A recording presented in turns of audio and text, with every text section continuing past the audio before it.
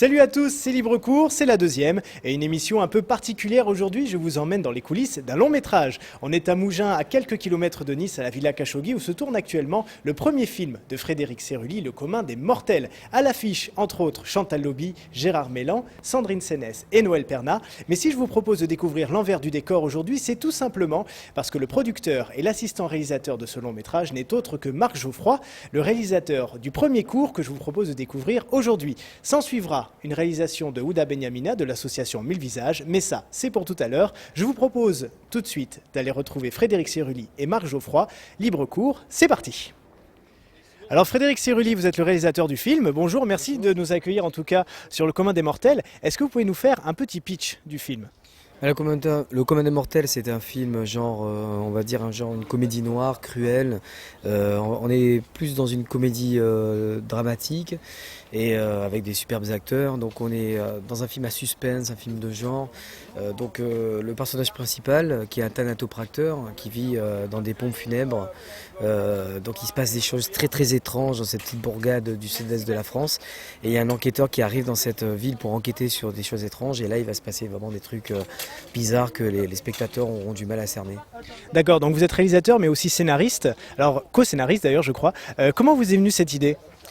Mais en fait, j'ai fait appel à. Donc j'ai eu l'idée, donc ça m'est venu en fait une nuit, comme ça, j'étais sur la route et j'ai eu pas mal de vibrations et d'inspiration et j'ai fait appel toujours à mon co-scénariste, en fait fidèle et co-scénariste Thomas Gauthier, et on a commencé à développer le film, à le travailler, à trouver des personnages épais, vraiment très très forts en intensité, et on a pu développer l'intrigue et on est arrivé à quelque chose de solide, de très émouvant, parce que je travaille beaucoup sur l'émotion et là on arrive aujourd'hui à un film qui je crois va faire peur, quoi. Voilà. Alors je crois que tous les comédiens et les techniciens sont de la région. C'était vraiment quelque chose qui vous tenait à cœur de recruter des gens dans le sud ? Moi, je trouve qu'il y a de superbes techniciens dans la région PACA. Mon producteur Marc Geoffroy d'Ef Productions est d'ici. Et mon producteur est ami depuis 20 ans maintenant. Donc on a fait nos premiers courts-métrages ensemble. Et lui, il a tout de suite, on va dire, craqué sur le projet. Il a fait appel à tous ces techniciens qu'il connaissait de la région PACA, de Marseille, tout ça. Et on a vraiment développé une équipe forte, solide, passionnée. Et puis aujourd'hui, on arrive à jamais se plaindre, à travailler toujours dans la bonne humeur et pour aller à l'essentiel, c'est-à-dire tout le monde pense au projet, tout le monde pense au commun des mortels et on arrive à s'oublier soi-même pour aller dans la bonne direction. Combien de temps de tournage encore et surtout quand le film va sortir ? Il y a encore à peu près 5 semaines de tournage. Le film va sortir en début de 2008, mais je vais tout faire pour le présenter à la sélection à Cannes pour 2008. Donc soit il est sélectionné, soit il sortira après. Donc en tout cas, l'objectif c'est de le présenter à la sélection de Cannes 2008. Merci Frédéric Sérulli. Merci à vous. On retrouve tout de suite Marc Geoffroy, donc l'assistant réalisateur et le producteur de ce long métrage. Marc, bonjour. Bonjour. On vous dérange un petit peu en plein travail. Vous êtes le réalisateur donc de Marie, Oui. ce court métrage très engagé sur les violences faites aux femmes. Oui. Expliquez-nous un petit peu ce qui vous a poussé à réaliser ce film. Vous qui êtes plutôt d'ailleurs basé sur le court métrage humoristique, un petit peu de l'absurde. Voilà, justement, pour moi ce qui était important c'était de traiter un sujet avec un message. Et moi il n'y a rien de pire. Aujourd'hui on est dans une société où il y a la violence, où il y a beaucoup de choses très graves qui se passent. On allume son téléviseur, on voit la guerre en Irak, on voit des gens qui se font tuer, des femmes qui se font frapper, des enfants qui se font violer ou autre. Et puis bon, ça passe comme ça alors qu'on est en train de manger un steak à midi. Moi je trouve ça normal. Et c'est vrai que nous on a la chance de pouvoir utiliser des images pour exprimer des messages très forts. Et pour moi c'était important de dire que, en l'occurrence là, Marie, on traite du viol, avec une subtilité, enfin avec l'inceste aussi également. Et pour moi, c'était important de dire, voilà, c'est anormal ce qui se passe, et l'exprimer avec des images. Voilà. Qu'est-ce qu'on pourrait faire justement et qu'est-ce que le nouveau gouvernement pourrait faire justement pour prendre en compte ces violences faites aux femmes ? Qu'est-ce qui pourrait être fait ? La communication, que ce soit via la presse écrite, sensibiliser de plus en plus les gens, de faire comprendre à tous ceux qui sont justement, qui font n'importe quoi, qui qui sont de l'autre côté, comme je dirais, que c'est pas normal. Parce qu'il y a des gens, pour eux, c'est normal. Un viol, il y a des gens qui sont là, c'est comme les tournantes dans les caves. Moi, j'ai eu affaire à des jeunes, ils disent, ah ben, soit attends, elle était bonne. C'est n'importe quoi. Je veux dire, on doit communiquer sur ce qui est juste et sur ce qui ne l'est pas. Encore une fois, on a des outils pour ça. Et quand on a la chance de faire ce métier, ben, on les utilise et on fait passer des messages forts pour essayer d'éveiller le public, les gens. Voilà. Mais je crois que le mieux c'est qu'on regarde. Je vous propose tout de suite donc Marie de Marc Geoffroy.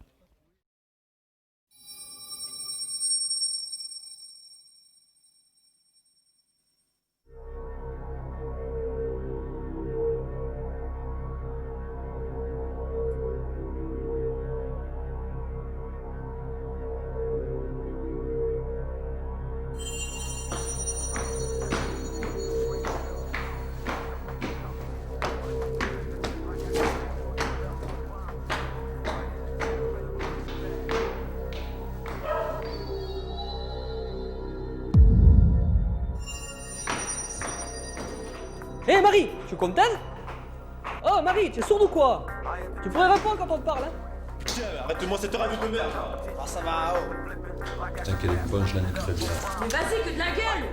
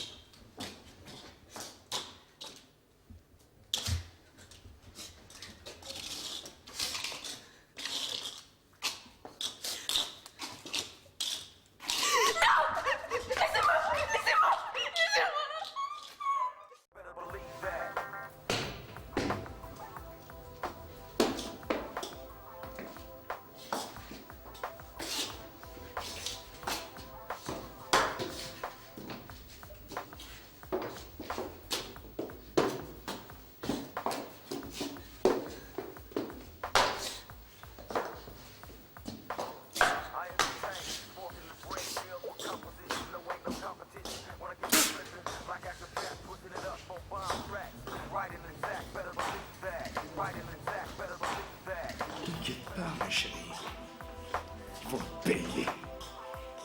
Ton papa te le promet.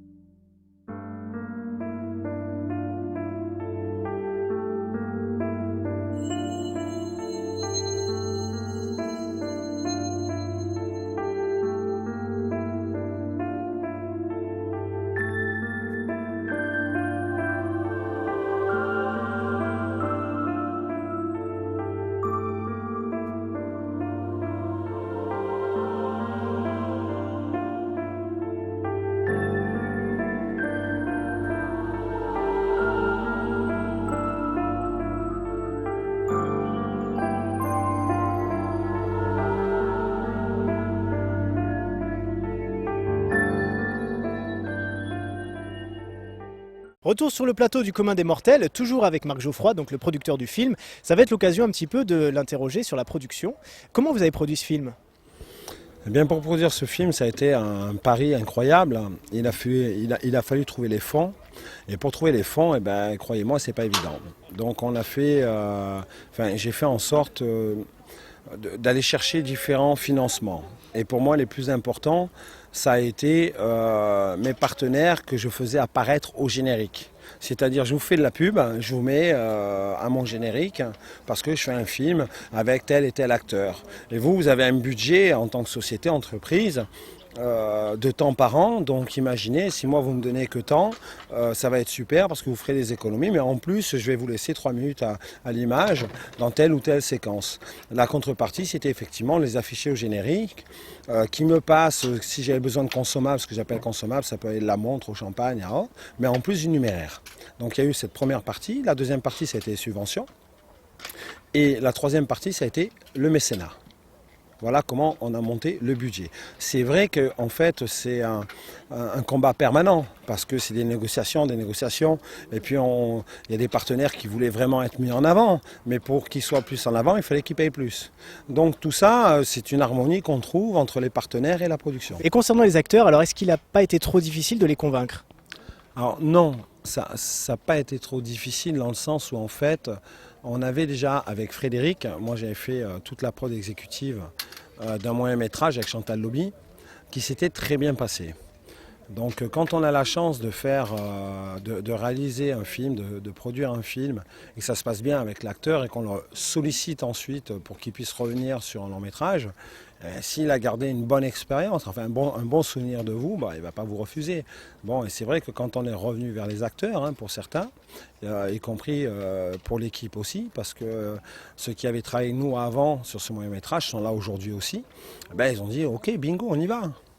Et au niveau, donc, vous savez qu'effectivement, c'est les élections présidentielles, législatives. Qu'est-ce qui pourrait être fait en matière de financement au cinéma, financement de la culture ?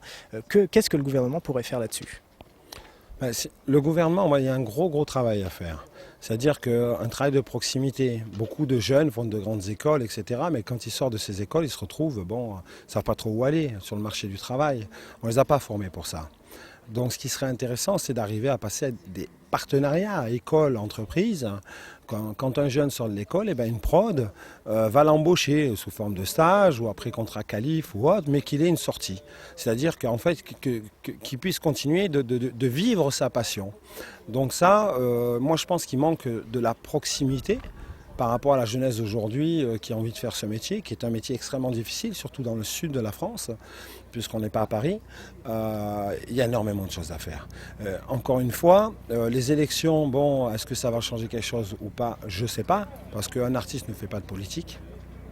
Mais par contre, ce qui est important, c'est que les artistes que nous sommes se battent pour nous faire entendre des politiques. Chose promise, chose due, on retrouve tout de suite un clip d'Ouda Benyamina de l'association 1000 Visages. Vous l'avez découverte dans la première émission de Libre Cours avec SDF. Elle récidive cette fois avec un film engagé sur le vote. 84% de taux de participation au premier tour, c'est bien, mais il faut rester mobilisé pour le deuxième tour et pour les législatives. C'est en tout cas le message de l'association 1000 Visages.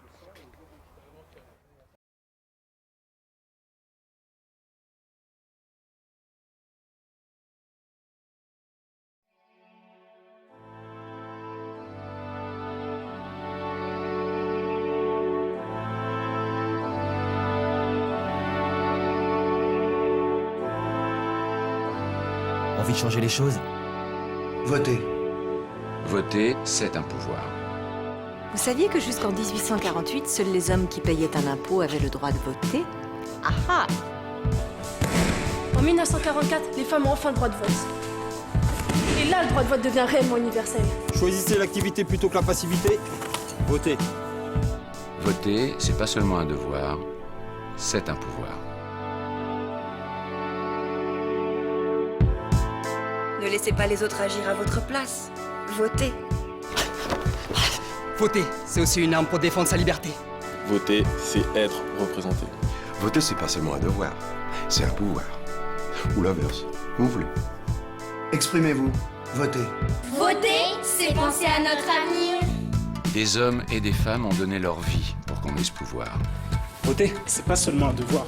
C'est aussi un pouvoir. Voter, c'est résister. Ne laissez pas les autres choisir à votre place. Votez.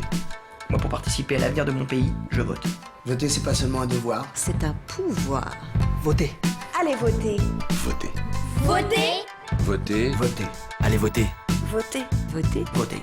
Voter. Sérieux? Allez voter.